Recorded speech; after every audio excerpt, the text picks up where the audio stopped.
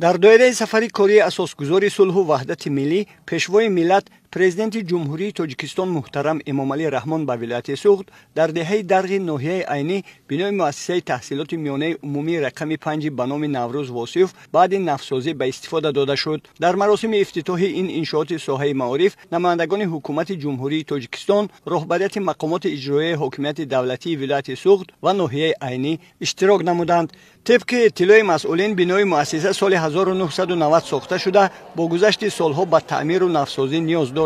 در دایره سیاست معارف پرورانه سرور دولت محترم امامعلی رحمان صاحبکاران وطندوست و ساکنان مهنتکارین دهه درغ بنای مؤسسه را پوره نوسازی نمودند که در آن شرایط معاصر دانش اندوزی فراهم آورده شد. همزمان ساکنی همین دهه اودینبیکو واسه و مبلغی برای حج جمع نمودهاش را برای نوسازی مکتب دهه صرف نموده است. این اقدام در پرتو هدایت‌های پیشوای ملت محترم امامعلی رحمان عملی گردید.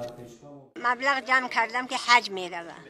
همین مبلغ ها را برای همین مکتب صرف کردم، دادم که همین مکتب آباد کنن، همین بچه هایی که میخونن نقش خونن و آینده تاجیکستان آباد کنن. من منتداری خودم به پیشوای ملت محترم امامعلی رحمان میرسانم. پدر بزرگوارم معارف پرور بودند و تقویم بنیادگر ان همین مکتبی که ما شما دیدیم بود. تقویم که به نامش همین مکتب بود فرزند نداشت و عائله وی 82 ساله هست کمپیر.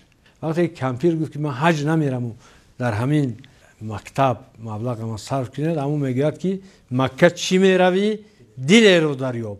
همین دلی گفت مردم همینجا و همون کودکانی که در همینجا میخوانند ما دریابیم شما حج من هوای بچم همین کار کنید. ما گرفتیم همین کار کردیم، اقدام کردیم، همین مکتب آباد کردیم و از نوسازی کردیم. این همش دستورهای پیشوای معظم ملت، خدمت‌های پیشوای معظم ملت برای این مردم دیار کوچک.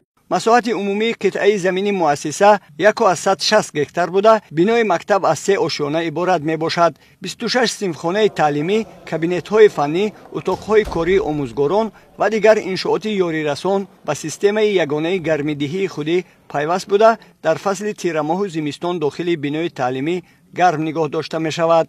با مقصد جلب خوانندگان به آموزش فن‌های دقیق در مؤسسه کابینت‌های فنی از جمله فن فیزیک، شیمی، بیولوژیا و اطلاعات اینوواسیونی با تجهیزات معاصر مجهز بوده. درس‌ها با استفاده از تکنولوژی نفترین به راه مانده شدند. ضمن صحبت با خوانندگان تاکید گردید که حکومت جمهوری تاجیکستان به رشد ساحه معارف اعتبار اولین درجه می‌دهد و فراهم آوردن شرایط معاصر علم آموزی امکان داد که دستاورد معارفچیان سال از سال بیشتر گردد. امروز ما می‌بینیم که در زیر سیاست معارف پرورانه پرزیدنت محترم ما تمام مملکت آباد و زیبا گردیده ایستاده است. ما آموزگاران سطح و صفت تعلیم و تربیت را به بلند میبرداریم و کوشش مینماییم که نسل نورس را در روحیه وطن دوستی، افتخار ملی، کتاب دوستی و معرفت پروری تربیت نماییم. این همه آبادکاری و سازندگی ها، بنیادکاری ها، پیشرفت و شکوفایی ها، البته با عزم و تلاش های شبانه روزی اساسگذار صلح و وحدت ملی پیشوای معظم ملت پرزیدنت جمهوری تاجیکستان محترم امامعلی رحمان و مردم شریف تاجیکستان است که به این درجه رشد آمده رسید. لازم به یادآوری است که تطبیق گردیدن برنامه‌های دولتی در ساحه معارف با آن آورده رسانید که دوردست‌ترین دهات جمهوری همان نیز در برابر شهرها رشد نماید. در مؤسسه تحصیلات میانه عمومی رقم 5 دهه درغ ناحیه عینی برای آماده نمودن خوانندگان به آزمون‌های جمهوریوی از جمله فروغ صبح دانای کتاب است شرایط فراهم آورده شده.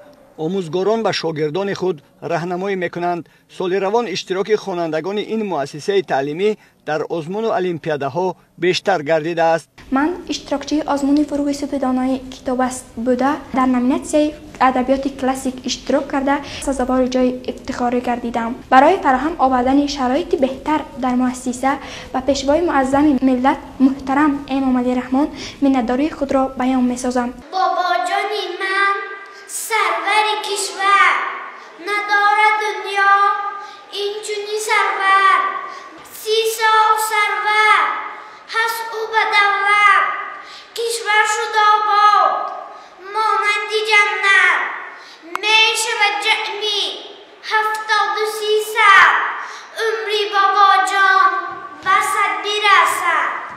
ҳоло дар муассисаи таълимӣ наздик 300 нафар хонанда ва таълиму тарбия фаро гирифта шуда, 30 нафар омӯзгор барои дар рӯҳияи ватандӯстӣ ва ифтихори миллӣ ба камол расонидани шогирдони худ заҳмат мекашанд. امروز ما خیلی خرسند هستیم که با تشبث پیشوای ملت مؤسسه ما از تعمیر جاری برآورده شده با تجهیزات‌های نو و زمانوی برای نسل نورس آماده گردیده است. به همه این غمخوری‌های دولت و حکومت جمهوری تاجیکستان ما آموزگاران وعده می‌دهیم که خوانندگان را در روحیه وطن‌دوستی تربیت نماییم.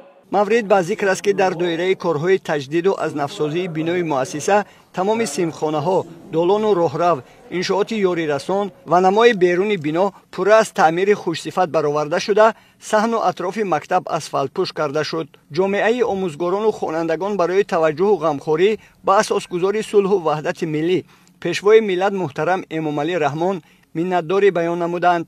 мактаби миёнаи рақами 5 наврӯз восиев. ин мактаб барои ман хеле шунос. эмомалӣ раҳмон имрӯз дар миёни тамоми шоҳони дунё, сарварони дунё, яке аз инсонҳои бисёр фархундапай аст. бинобар ин ман аз ҷавонони тоҷик, пирон умед мехоҳам ки ҳамин гуна роҳбар ҳамеша бар сари миллаташ бошад. бар сари миллат будани эмомалӣ раҳмон тоҷ бар сар будани тоҷик ва тоҷикистонӣ аст. мактаб барои 640 нафар хонанда аз нав таъмири пурра шуд. мо боварӣ дорем ки ҷавонони мо дар ин мактаб, дар ин бинои мактаби хеле хушу зебо таҳсил мекунанд, оянда кадрҳои беҳтарин барои ҷумҳурӣ тайёр мекунанд.